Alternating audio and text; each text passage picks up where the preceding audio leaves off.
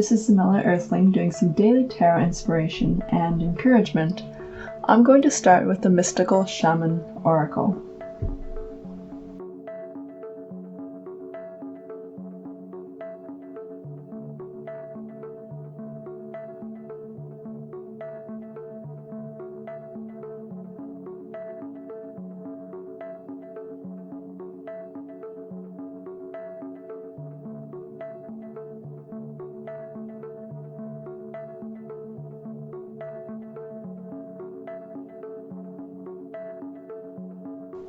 The first card is the Serpent.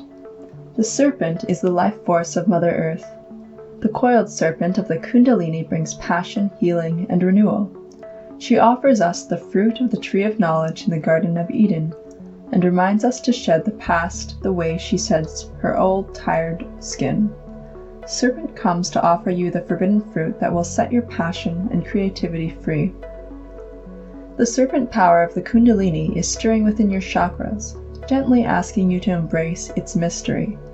Shed the old skin that you have been so attached to, and welcome the vulnerable pink underbelly that will bring you a fresh experience of your life. Your passion and sexuality are awakening, and this can be scary. Trust the wisdom of Serpent to transform your central energies into beautiful, original manifestation. When you shed the past gracefully, life will not strip it away with great drama. Indeed, that is something you want to avoid. Do not use your energies to seduce others, or allow yourself to be seduced, even by your own ideas. Pakama. Pakama represents the unconditional love that the earth has for all her children, including the stones, the plants, the animals, and humans. She is the goddess of earth, also known as Gaia, who pervades all creation in our planet.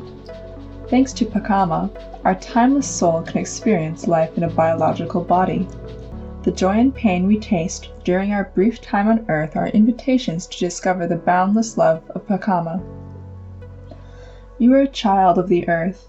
Now is the time to eat right, love right, and be joyous, regardless of the circumstance you may find yourself in. Be grateful for your life, your body, and all that nourishes you. Pakama invites you to relish each breath, embrace your joy and your pain equally, and discover love through both. Let Pakama know how much you appreciate all her blessings with an act of service, such as planting a tree, helping save an endangered species, or protecting the ocean. If you still believe that you have been cast out of the Garden of Eden, that you are motherless and homeless, you suppose that you need to work very hard to survive or thrive, it is time to stop suffering, let go of that old myth, and realize you are given the garden to rejoice in and to become its steward. Any melancholy is really a longing to return to the heart of Pakama. Listen deeply to the mother who is always there for you, walk in beauty, and honor all life. The Sun. The sun is acknowledged by many cultures as the foremost masculine force. In other traditions, it is seen as the feminine in her full power. Either way, it is the most brilliant light for all beings and allows life to sprout from the dark feminine earth. It can be gentle and warming, close to sunrise or sunset, fall or winter, or it can be destructive, as in its zenith during a scorching summer. Have you been hibernating? Have you been introspective? It is time to come out of your cave and savor the life-giving light of our star. The sun rekindles your passion and your creative energy. Life is calling you to shine your light to add your lightness and humor to the seriousness around you. Get out and play. Have you been shining your light for too long? Remember that daylight is only one half of the day.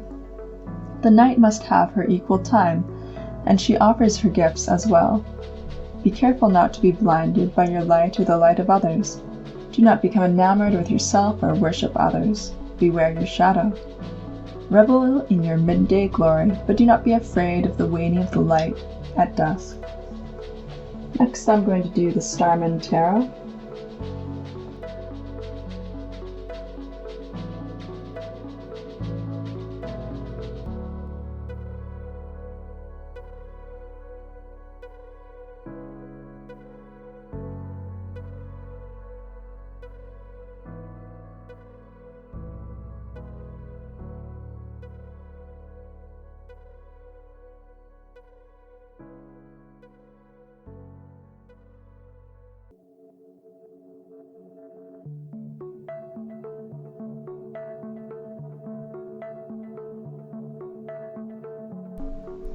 Four of Cups.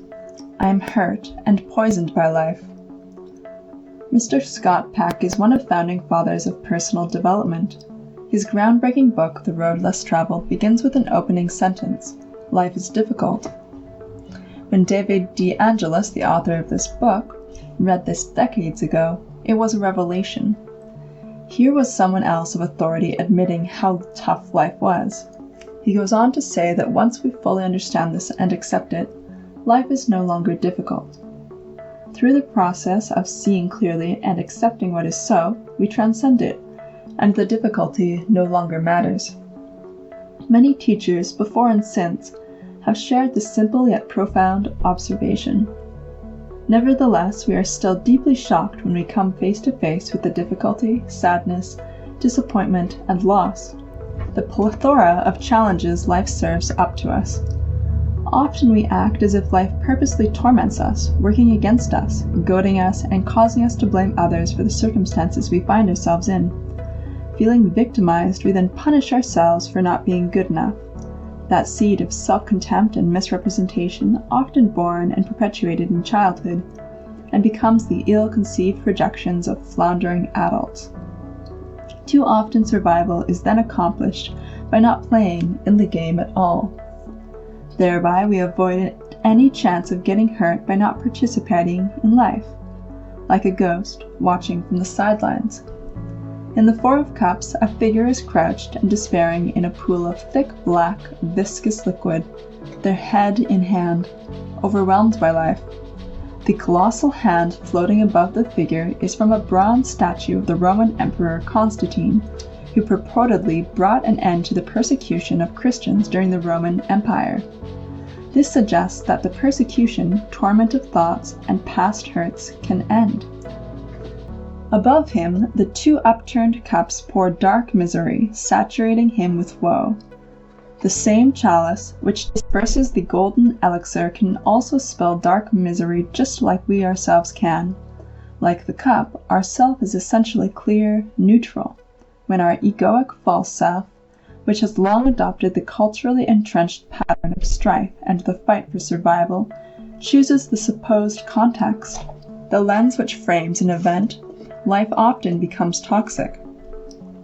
Our cup is filled with self-recrimination, guilt, shame, and regret, stacking the evidence we've been collecting since childhood. However, should we create a new context, the cup can be filled with clear, fresh water, or a golden elixir. Teacher and leadership master Werner Erhard reminds us once again through the teachings of Socrates that if what you experience as you is not satisfying, this clearly is not you. Self as self is complete, satisfied, fully accepting of what is, without any stories or drama. The Four of Cups suggests you recreate the context for your life so that you can fully receive its blessings. You no longer need to carry the point of view of living life as a problem. Even though it seems so real, so uncomfortable, there is much to be grateful for. The Four Cups can hold fresh, sparkling waters should you choose. Emotion, the motion of energy through you, can be seen for what it is without the story. Accept those difficult feelings or sensations and let them pass through you.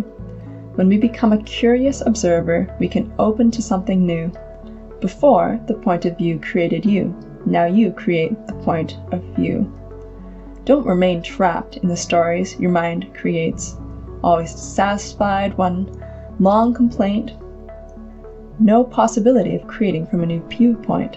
Instead, rebuild your life to receive blessings. Be grateful for what is around you. Don't remain trapped in your mind's false stories or be stuck in a rut. The Nine of Pentacles.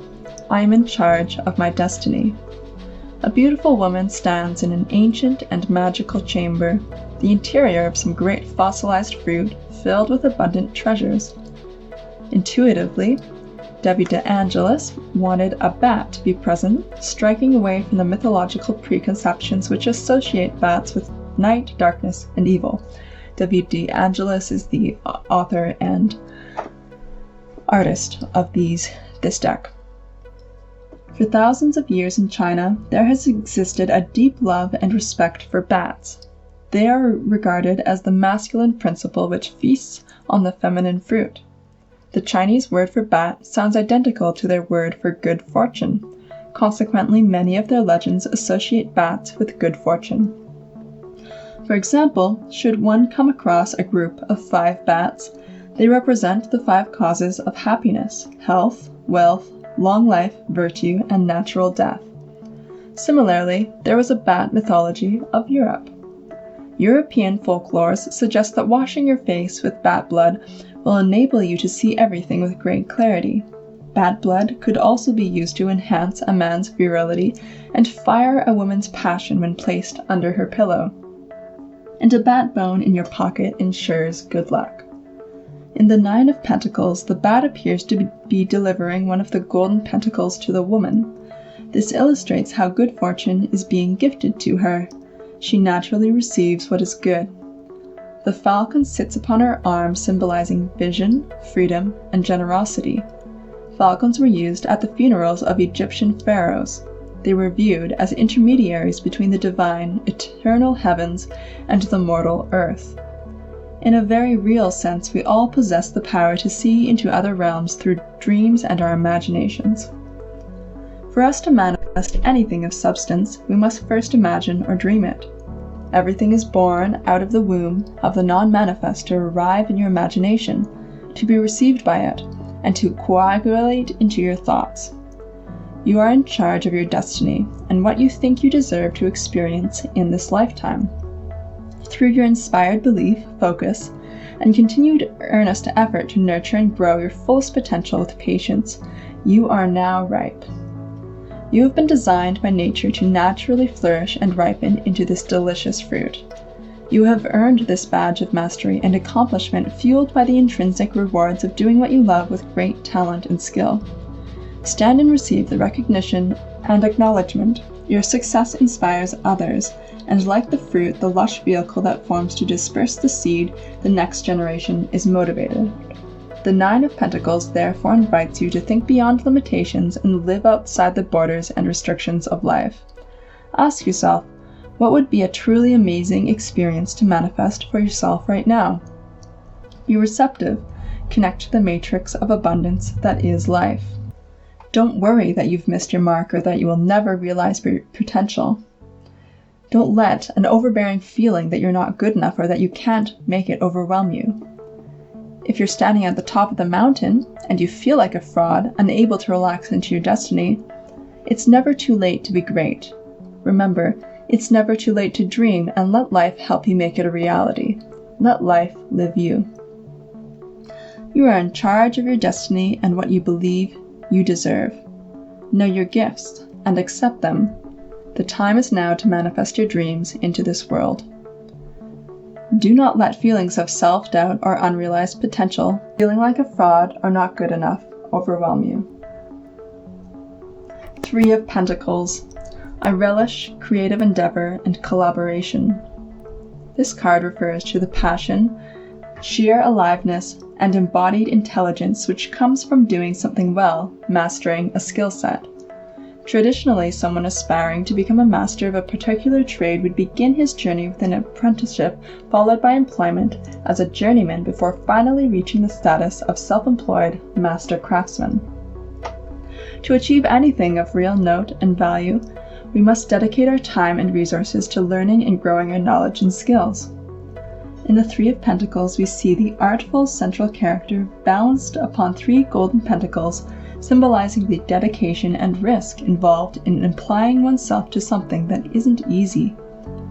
Despite Malcolm Gladwell's infamous proposition that it takes 10,000 hours to master anything, it appears the evidence was misconstrued, for it takes at least double that amount of time to really master a discipline and stand out.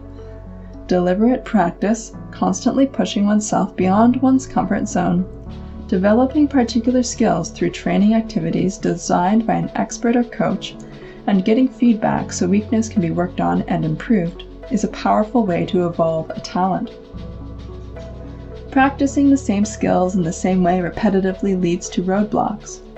Using the same neural pathways makes your brain more fixed, less flexible, and unable to generate ideas to handle new challenges. In the artwork behind the labyrinth sits a visual from one of David DeAngelis' notebooks used when working with Bowie on the Earthling album.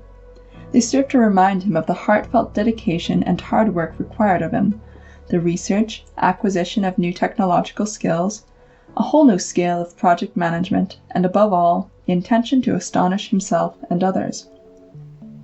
Creativity and the work of creative endeavor is the passion, discipline, and perspiration required to bring something unknown into existence, a burning curiosity and desire to resolve something that is not whole or in balance within the psyche, which needs to be expressed or become whole.